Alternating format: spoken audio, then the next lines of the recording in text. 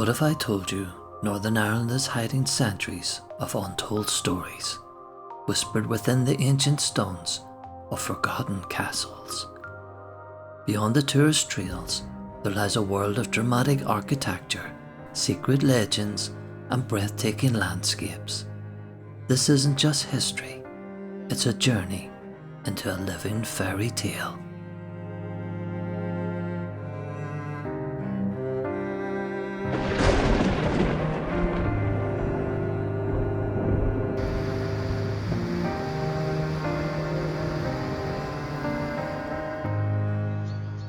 In the shadow of more famous fortresses such as Dunluce and Carrickfergus lies a lesser known tale, one scattered across ancient walls, crumbling battlements and ivy covered towers.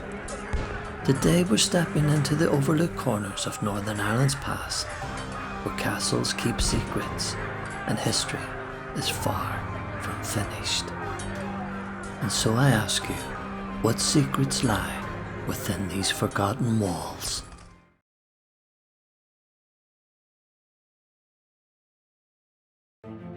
Our journey begins with Glenarm Castle, one of the oldest estates still in private hands. Tucked into the coast of County Antrim, this estate is more than just stone and slate, it's a living time capsule. Built in the early 17th century by Randall MacDonald, the first Earl of Antrim, Glenarm Castle is one of the oldest estates in continuous family ownership in Ireland. For over 400 years, MacDonalds have walked these halls.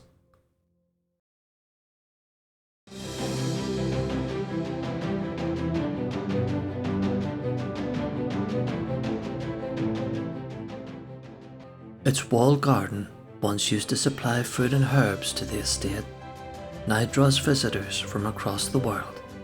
Lush, manicured, but hiding corners where history clings to every brick. The castle itself is a blend of Scottish baronial and Gothic revival styles, reflecting the MacDonalds' deep roots in Scottish heritage. But don't be fooled by its serene beauty. This estate has seen siege, rebellion, and rebirth. Legend has it that during one of the 17th century uprisings, a member of the MacDonald clan hid valuable family heirlooms in the castle's fireplace. Some say they're still buried within the estate grounds.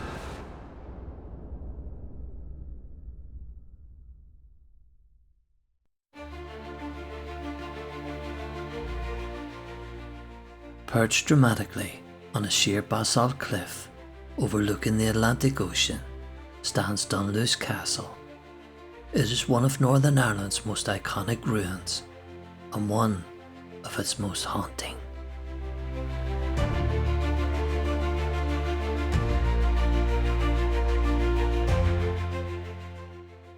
Its story begins in the early 1500s when the McQuillan family built the first stronghold here.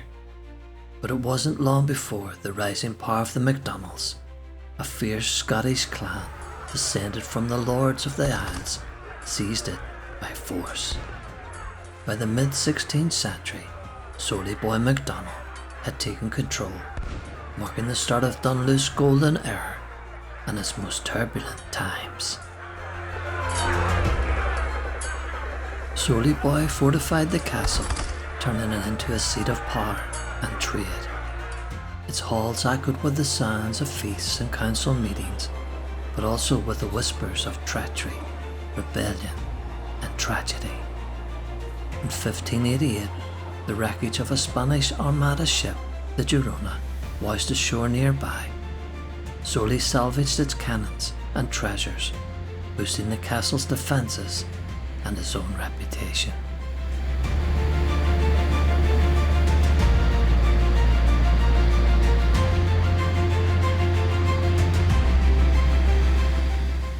And yet the might of Dunluce could not withstand the centuries.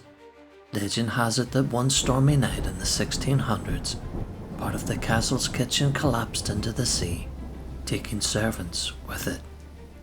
Whether fact or folklore, It symbolised the beginning of the end. By the 18th century, the castle was abandoned, its once proud towers falling to ruin. Today only fragments remain, but they're enough to stir the imagination.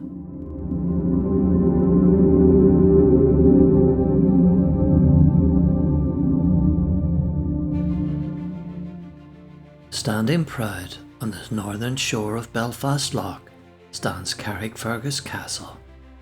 It is one of the oldest and best preserved medieval fortresses in Ireland. Built around 1177 by the Anglo-Norman knight John de Courcy, it was designed as a foothold for conquest, a bold declaration of Norman power in Ulster.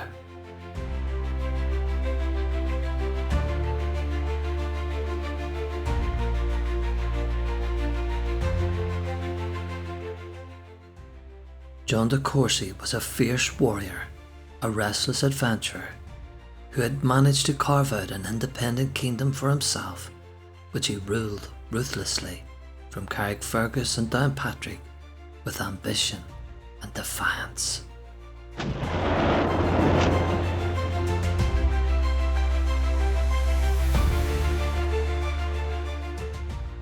King John of England was very jealous and very distrustful of de Courcy, and so he dispatched another knight, Sir Hugh de Lacy, to depose him.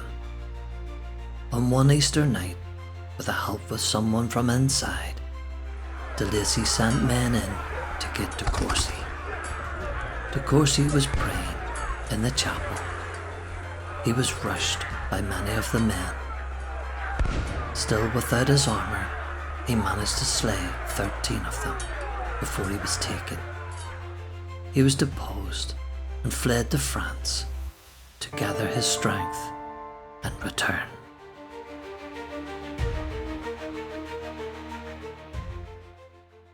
Over the centuries, the castle would pass through the hands of many rulers: Norman lords, English kings, Scottish invaders, and Irish rebels, all leaving their mark on its thick stone walls.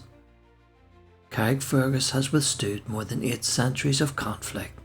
It faced sieges by the French, endured the arrival of William of Orange in 1690, and served as a garrison and armoury right up until World War II. The castle's deep well, dark dungeon, and high battlements still echo with the stories of those who fought, lived, and died within its walls.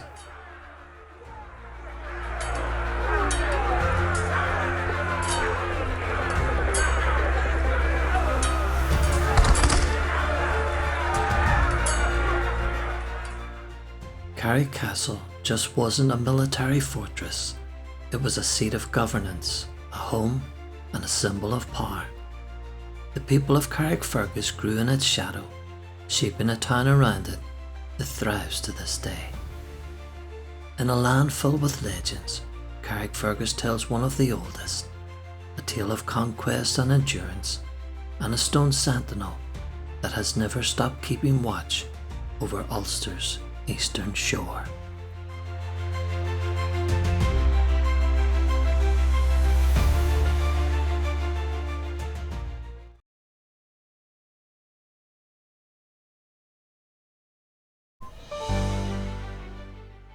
Nestled on a wooded hilltop overlooking Dundrum Bay and the Mourne Mountains beyond, Dundrum Castle is a place where landscape and legend collide. Built around 1177 by the Norman knight John de Courcy, the castle was strategically placed to guard the approaches to South Ulster and to command the ancient route into Lecale.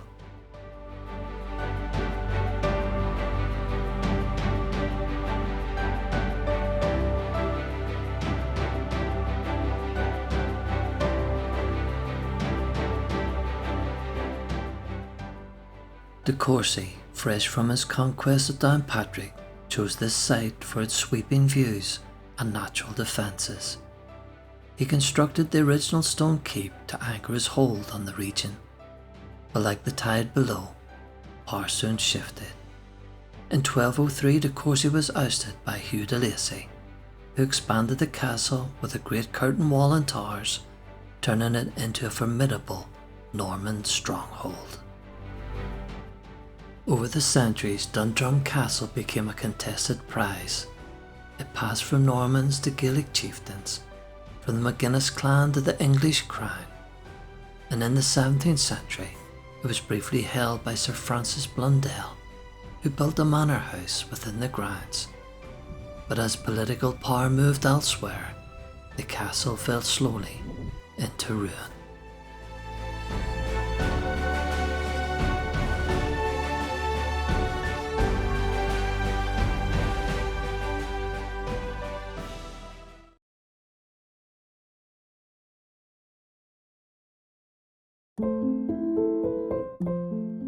Rising like something out of a fairy tale, Killyleagh Castle, with its conical towers and dramatic silhouette, is believed to be the oldest continually inhabited castle in all of Ireland. Overlooking the waters of Strangford Lough, it stands as both a private home and a living monument to over 400 years of history. The story began with the White family during the Norman conquest, and in the 1600s, during the plantation of Ulster, the land was granted to James Hamilton, a Scottish settler and courtier of King James I. Hamilton, later Viscount Clandeboy, built the original fortified house here to solidify his presence and defend his estate. Over time, the structure was expanded, remodelled, and transformed into the storybook castle we see today. Throughout its life, Killyleagh Castle has witnessed rebellion, war and political change. It was attacked during the Irish Rebellion of 1641 and again in the Williamite Wars, when it was held by Protestant forces against the Jacobites. Yet remarkably, it has remained in the hands of the Hamilton family, despite family feuds and weathering the storms of Irish history with quiet dignity. Today, Killyleagh is a symbol of continuity, a place where past and present live side by side. Its towers have stood through centuries of change, watching over this town, the Lough, and the ever-turning tides of Ulster's history. From the windswept ramparts of Carrickfergus, where knights once plotted conquest, to the haunting cliffs beneath Dunluce, echoing with legend and loss. From the strategic hilltop of Dundrum to the romantic turrets of Killyleagh, and finally the noble halls of Glenarm, where history still breathes. Each of these castles tells a story, not just of stone and battle, but of people, of those who built, defended, and dreamed within these walls, of lords and rebels, families and foot soldiers, each leaving behind whispers in their mortar. These aren't just ruins, they are living memories, silent guardians of Ulster's complex, beautiful past. And though centuries have passed, the spirit of these places endures. You can feel it in the cold sea air, hear it in the rustle of the trees, and see it in every moss-covered stone. So the next time you find yourself wandering along a quiet back road, or looking up at a broken tower on the horizon, stop, listen, and you may just hear the stories that time forgot. Thank you for joining me on this journey through Northern Ireland's hidden castles. If you enjoyed this exploration, don't forget to like and subscribe and comment for more untold stories and off the beaten path adventures. And as always, keep your eyes open. History is never as far away as it seems.